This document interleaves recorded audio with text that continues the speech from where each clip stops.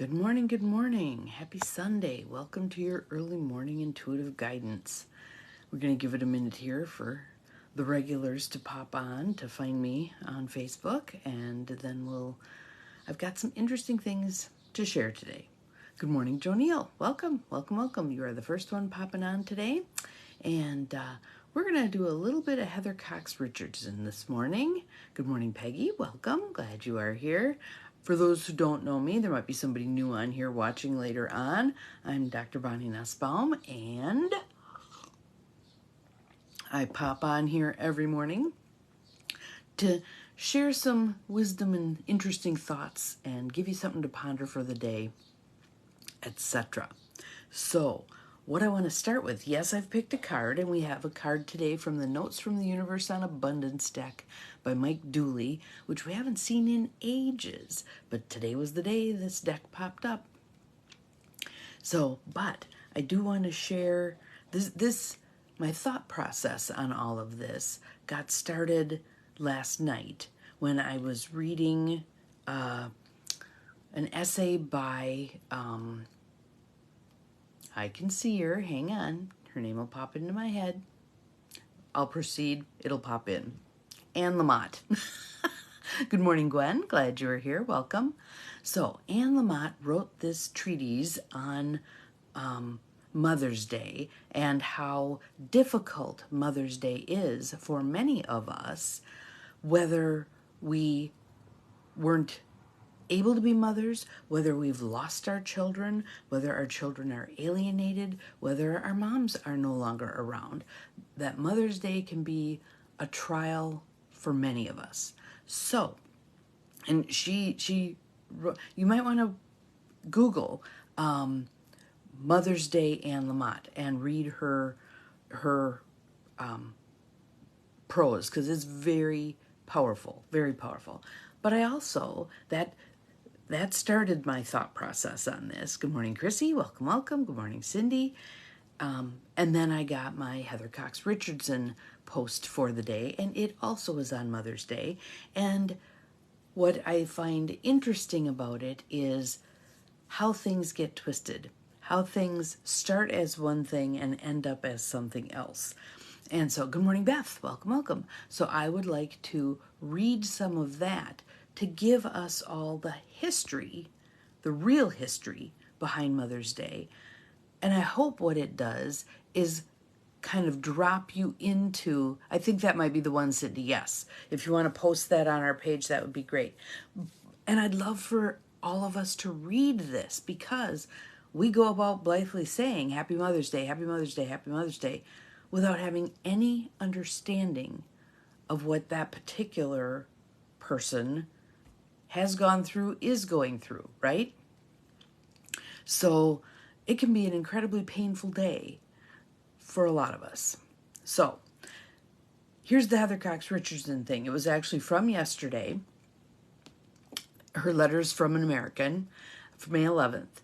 And it says, and then I'll do our card from Notes from the Universe on Abundance, which I think will fit in an interesting way. So we'll see what you think. If you Google the history of Mother's Day, the internet will tell you that Mother's Day began in 1908 when Anna Jarvis decided to honor her mother. But Mother's Day, with the apostrophe not in the singular spot, but in the plural, actually started in the 1870s, when the sheer enormity of the death caused by the Civil War and the Franco-Prussian War convinced writer and reformer Julia Ward Howe that women must take control of politics from the men who had permitted such carnage. Mother's Day was not designed to encourage people to be nice to their mothers. It was part of a women's effort to gain power to change society. The Civil War taught many naive Americans that what mass death meant in the modern era. Soldiers who had marched off to war with fantasies of heroism discovered that newly invented long-range weapons turned death into tortured anonymity. I'm going to jump ahead a little bit. Modern war, it seemed, was not a game. But out of the war also came a new sense of empowerment. Women had bought bonds, paid taxes, raised money for the war effort, managed farms, harvested fields, worked in war industries, reared children, and nursed soldiers. Good morning, Carolyn. Welcome. When the war ended, listen to this part. This is powerful. They had every expectation that they would continue to be considered valuable participants in national affairs, and had every intention of considering to take part in them. But the 14th Amendment, which established that black men were citizens, did not explicitly include women in that right.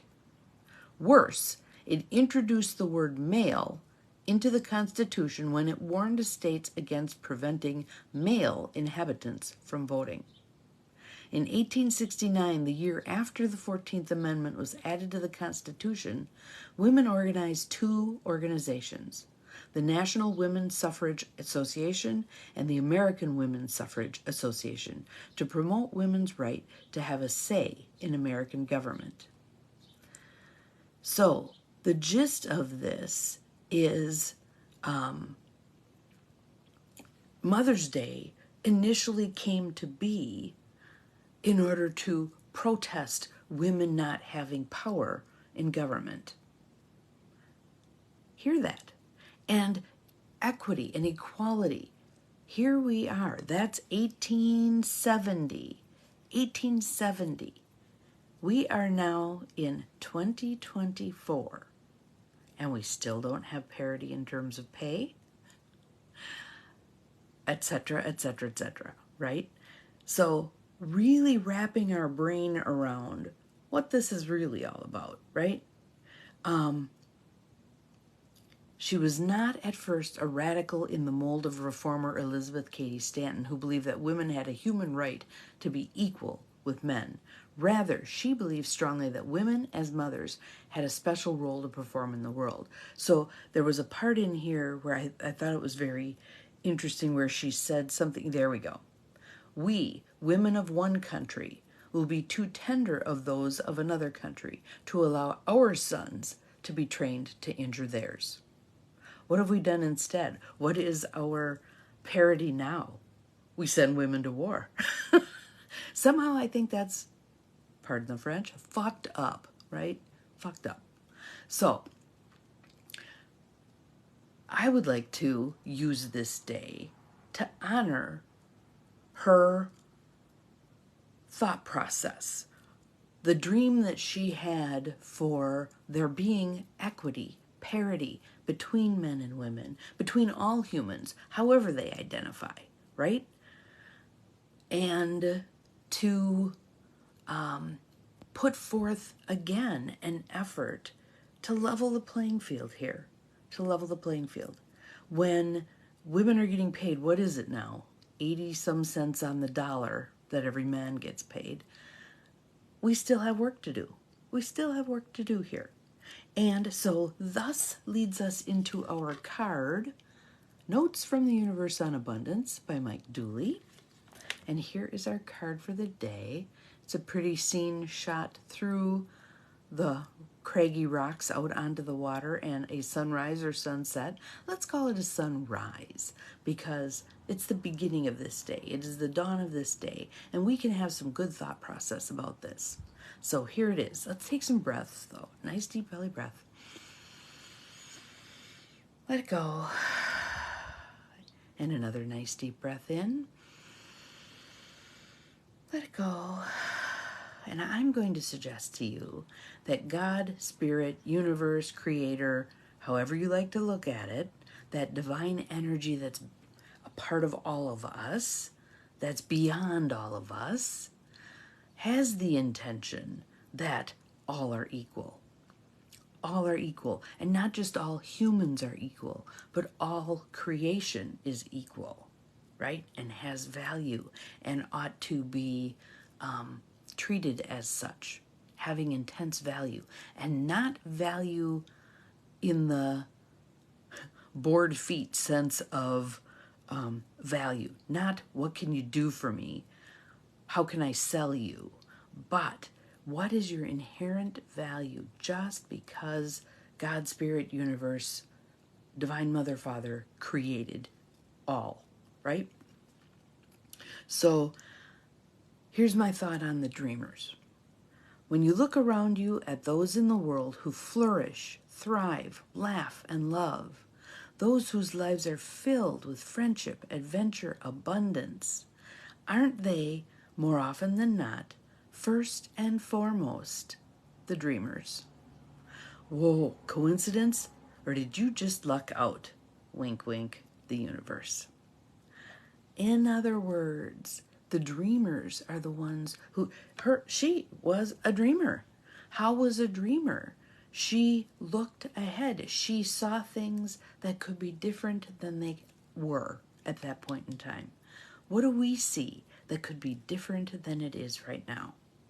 First of all, the commodifying of everything. We need to step away from that. We need to step back into reverence for everything.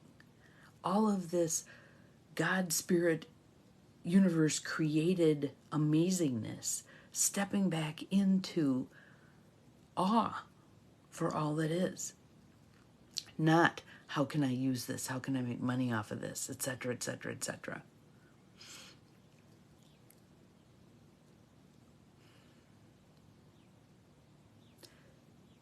Trying to remember where it was. Somewhere along the line here too. And it might have been yesterday. I was at I'm going to call it a roundtable discussion. There were two groups, and they were interesting. So they were set together, or they were put together by City of Appleton, asking a couple of different entities, not-for-profits, to come together and host listening sessions and talking sessions around homelessness. And so we sat in these big groups, maybe 10 in a group. There were supposed to be 3 groups. There were 2 full groups. So 20-some people showed up on a beautiful Sunday afternoon or Saturday afternoon to talk about people who were experiencing homelessness. And what happens if you changed some of the verbiage? What if you called it unhoused? These people are unhoused. And one woman, Connie Rather, who I love, made the point that the various agencies that she's worked at who deal with people who are struggling with this is call them people who are unhoused. Don't say the homeless. It dehumanizes people who are experiencing homelessness, etc. So there's this awesome little video. I'm going to veer off and then I'll come back, called Man in the Dog Park. It's a book also by Kathy A. Small. And so they showed us this little video. You can find it on YouTube, The Man in the Dog Park. And it's about a man who has spent most of his adult life without a home. Good. I'm glad you watched it. Awesome. Because it looks at, it tells the stories of various people experiencing homelessness. How many of them end up that way because of a health issue or being evicted because their rent went sky high. There's also a couple of books. And let me find my notes on that. Must have written it on a different piece of paper. Anywho, one title of the book is Evicted. And it's a fabulous book. So, the whole gist, though, being how we other people, well, and there's a social psychological study, one I'm remembering, and I'm sure there's a whole field of research in this area now, given that was 30-some years ago when I was in graduate school, that looked at the attributions of blame that we make against people based on things that have happened to them. So if someone's homeless, what kind of crap do we say? Well, they're probably a drunk. They're probably, why don't they just get a job? Blah, blah, blah, blah. All the crap we say without having any understanding of what their history is, right? So, and what that does is then it allows us to not be of assistance. We don't then pay attention to, there's no housing for people who are of very modest means. No housing. So, The social psychological study was actually a study on sexual assault. And the gist of it was that there was this whole narrative that the subjects, the research subjects, read about a woman who had been sexually assaulted. The narrative was the same except for one sentence. They described this woman as basically a fine, upstanding pillar of society, or they described her as someone who had kind of a dicey past, right? Surprise, surprise, the subjects attributed much more negative things to the woman who was the upstanding pillar of society. She must have done something that caused this to happen. They were more lenient with the woman who had the dicey history. Why is this? Because if something as awful as sexual assault can happen to someone who's a fine, upstanding pillar of society, it can happen to me. So I have to find something wrong with her, why this happened to her, so that I can separate myself from her and not have to worry about this is going to happen to me too. So now think about that in terms of homelessness. We have to find blame. If we see someone and they look just fine, whatever our perception of fine is, this must be because they have a mental health issue. This must be because they have a drinking problem, or they're a drug addict, or whatever it is that we blame them for to make them different than us, so we don't have to worry about this happening to us. Because how many people are 1 or 2 paychecks away from the same damn thing, right? So we were talking yesterday at this gathering about how do we address this. There was one woman there who works with refugee families and was talking about how, I'm trying to remember the name of the organization, but it's basically the World Organization. Good morning, Judy, glad you're here. It was basically the World Organization that helps refugees relocate. Did you know they get 6 months of support? They're dumped in a country where they don't speak the language. There aren't a ton of services available for them.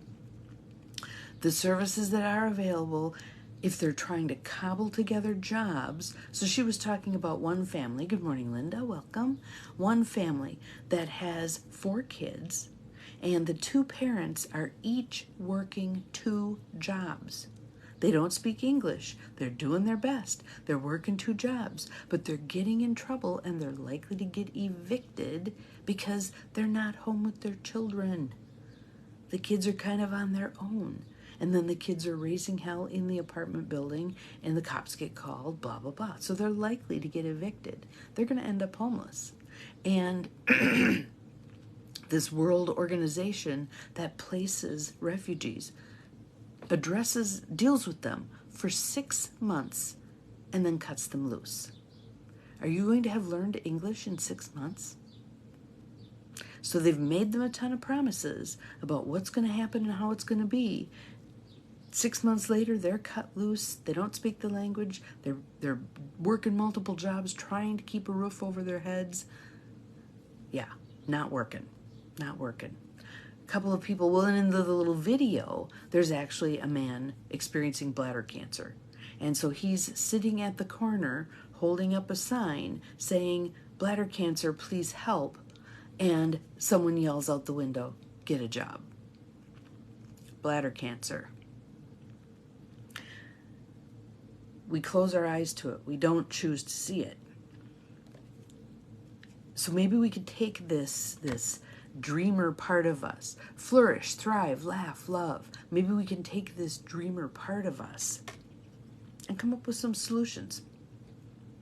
We came up with a list of things, one of which was spreading the word, which is what I'm doing right now. There are 9 of you on here, 9 of you hearing this, 9 of you who hopefully won't turn your sight away from this, but do something to address it. Something, okay?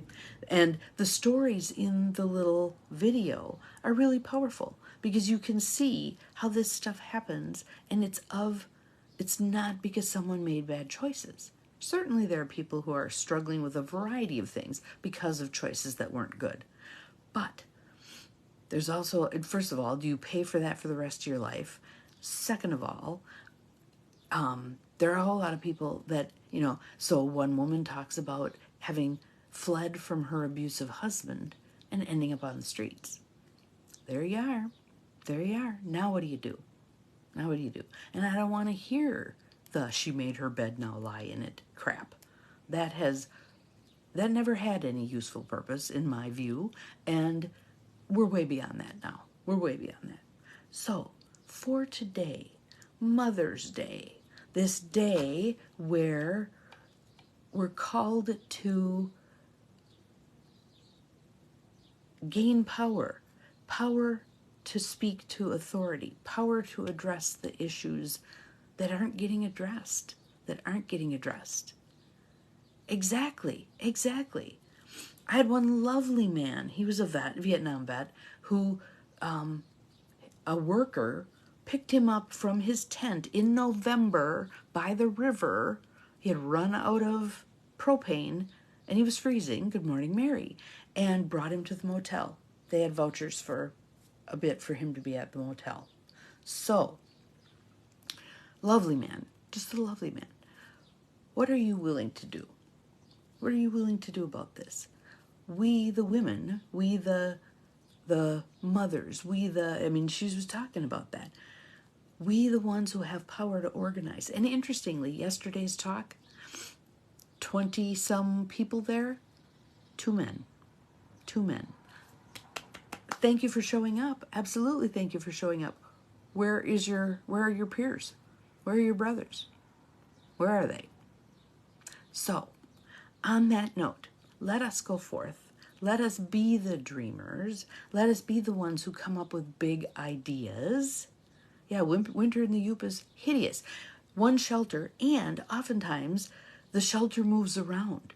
The churches share and the shelter moves around. If you're struggling with mental health issues, are you going to be able to know which damn church it is at this particular day? Good morning, Linda. So yes, it is just a mess of a system. We need to do much better. And that was actually one of the things that Connie Rather said. She said, we can do better than this. We can do better than this. This is one of the richest countries in the world. We can do much better than this. So let's go forth and do that. Have an awesome day. We'll see you again tomorrow. Remember, you're capable of far more than you think you are. Bye-bye.